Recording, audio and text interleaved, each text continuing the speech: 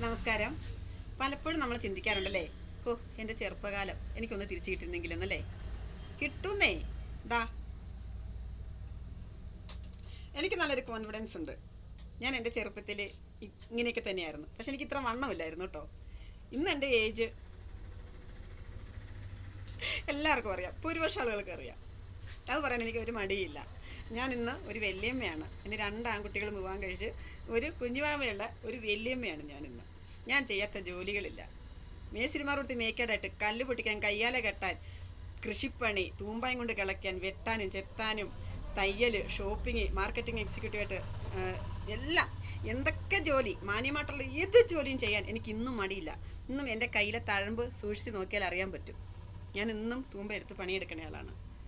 പക്ഷേ നമ്മുടെ മനസ്സാണ് നമ്മൾ ചെറുപ്പമാക്കുന്നത്. ശരിയല്ലേ? ടെൻഷൻ അകറ്റൂ. ഉള്ള കാലം ഹാപ്പിയായിട്ട് അടിച്ചു പൊളിച്ച് ജീവിക്കൂ.